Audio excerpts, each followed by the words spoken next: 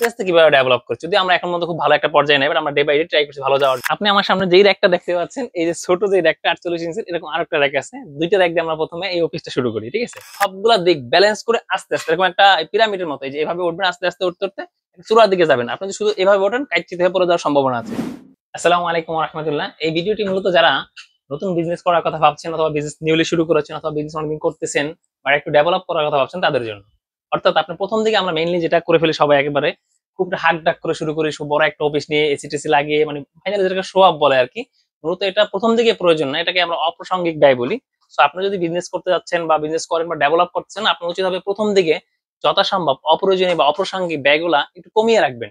আস্তে আস্তে business sustain করা শুরু করলে আস্তে আস্তে আপনার মতো ব্যয় করতে পারেন, বা আপনার মতো সাজসজ্জা করতে পারেন আপনি।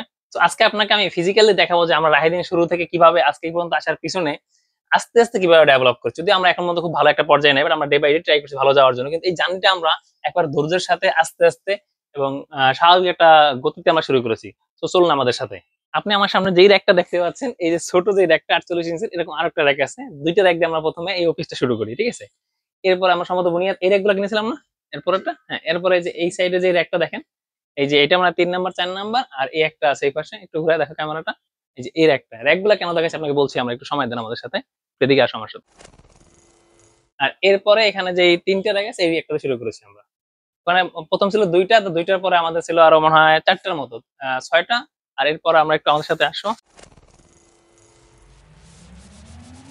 আর এরপরে এই যে এই সাইডটা দেখেন, এই র্যাকগুলো আমরা নিয়েছি। অর্থাৎ প্রথম দিকে চাইলেই কিন্তু আমরা একেবারে 7-8টা র্যাক দিয়ে শুরু করতে পারতাম, এটা দরকারি। বাট আমরা চেয়েছি যে একটু উঠি, একটু গুছিয়ে নিই, আর একটু একটু করে করি। এরপর এই সাইডটা যে রুমটা আপনি এখন স্যাম্পল রুম দেখতে পাচ্ছেন, আলহামদুলিল্লাহ, এটা ছিল মূলত আমার অফিস। আমি এই সাইডে বসতাম। যারা আমাদের পুরানো অডিয়েন্স বা আমার সাথে যারা কানেক্ট, সবাই জানেন না, এই সাইডে ছিল আমাদের। আর রাসেল তখন বসার চেয়ার ছিল তোমার কোনো আলাদা না? প্রথম দিকে ওদের কোনো ওর কোনো চেয়ার সেট টেবিল ছিল না, ওরা ম্যানুয়ালি কাজ করতো, মানে বিভিন্ন কোনায় চেয়ারে ঠারে বসে, সম্ভবত ওই রুমে না, ওরা বুনিয়াদরা সিম্পলি বসে। এরপরে আমাদের এই রুম থেকে এই সেকেন্ড রুম হয়ে বরাবর এই সাইডটা আমাদের ছিল, এই ফ্ল্যাটটা একটু ঘুরে দেখাও তুমি। এই যে এই সাইডটা ছিল, মানে এদিক দিয়ে আমরা এদিকে আসতাম আর কি, এখানে মালটাল রাখতাম। আর এই রুমটা আমরা ফুললি স্টোর রুম বা কি বলে, গোডাউনের মতো করে ইউজ করতাম এই রুমটা। এই রুমটা দেখে আমরা একটু।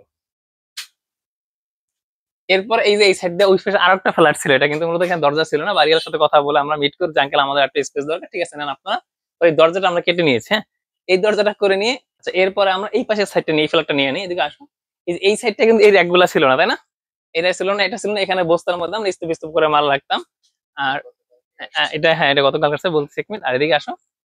এই রুমটাকে আমরা ওই স্টোর রুমের পরিবর্তে সরাই এখানে আমরা, মানে স্টকের যে বস্তাগুলো এখানে রাখি। এখানে যে বস্তা ছিল গতকাল না পরশুদিন, গতকালকে না, গতকালকে আমরা আবার এই নতুন র্যাকগুলো নিয়েছি এবং সাজিয়ে ফেলেছি আলহামদুলিল্লাহ। যে এটা এই র্যাকটা, এখানে 2টা র্যাক, এটা করেছি, এই 3টা মোটামুটি এখন গোছানো। এরপর ওখান থেকে আমরা অফিস শিফট করে এই পাশের রুমে নিয়ে আসছিলাম, এই যে এই সাইডটায়, এই যে এখানেও এখনো অনেক কাজ বাকি আছে, আমরা এসিটিসি লাগাবো ইত্যাদি। চাইলে আমি ইনস্ট্যান্ট এখন বা আজকে এসে লাগাইতে পারি, বাট আমরা একটা প্রসেস বাই প্রসেস মেনটেন করার চেষ্টা করতেছি, যাতে আমাদের গ্রো আপটা বা আমাদের সেলসটা সমন্বয় থাকে। এই যে আমাদের অফিস সেটআপ বা রুমটা দেখানোর কারণ কি, আপনাকে বলার কারণ কি, আমরা বলতে চাচ্ছি যে অনেক তরুণ উদ্যোক্তা আমরা দেখি বা নতুন ব্যবসায়ীরা দেখি যে ব্যবসা শুরু করার পর প্রথমে একটা ভিজিটিং কার্ড ছাপায় ভালো অফিস নিয়ে ওই যে ফেসবুকে ছবি টবি দিয়ে এসিটিসি করে, 6-7 মাস পরে সে স্ট্যাটাস দেয় ফেসবুকে যে ভাই দেশের অবস্থা ভালো না, এখানে ব্যবসা করা যাবে না, আমি আর এই ব্যবসা করবো না, গার্মেন্টস এর ব্যবসায় লাভ নেই, ইত্যাদি ইত্যাদি। মূলত ওই জায়গায় সমস্যা না, সমস্যাটা হচ্ছে আপনার প্রসেসটা মেনটেন করার ক্ষেত্রে। আপনি যে ব্যবসা করেন, যেখান থেকে শুরু করেন না কেন, প্রথম দিকে আপনি আস্তে আস্তে বিজনেসটা গ্রো আপ করবেন। যেই পর্যন্ত আপনার সেলস বাড়ে, সেই পর্যন্ত আপনি ডেকোরেশন করবেন। এই গ্রো আপের একটা বিষয় আমরা একটু বুঝতে ভুল করি, সেটা হলো কি, যে অনেক ব্যবসায়ী প্রথম দিকে মনে করে যে বড় অফিস সেটআপ নয় বিজনেসের গ্রো আপ। এটা না, এটা গ্রো আপের একটা অংশ। আর অনেকে আবার মনে করে যে না, প্রচুর সেল বাড়াইতে হবে, সেলস বাড়লে বিজনেস বড় হয়ে বড় গ্রো হবে, এটাও না।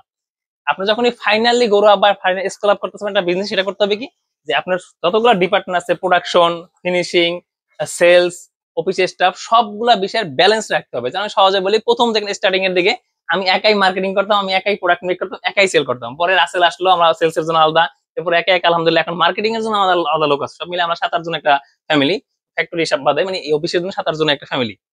তো আপনি বিজনেসে গ্রো আপ করতেছেন বা টিকে থাকলে চাইলে মার্কেট, আপনার যেটা করতে হবে সেটি হলো যে আপনি প্রথমে সেলস এর দিক থেকে, প্রোডাকশনের দিক থেকে, এই ডেকোরেশনের দিক থেকে, তা মার্কেটিং দিক, সবগুলা দিক ব্যালেন্স করে আস্তে আস্তে এরকম একটা পিরামিডের মতো, এই যে এভাবে উঠবেন, আস্তে আস্তে উঠতে উঠতে চূড়ার দিকে যাবেন। আপনি যদি শুধু এভাবে ওঠেন, কাইচিত হয়ে পড়ে যাওয়ার সম্ভাবনা আছে।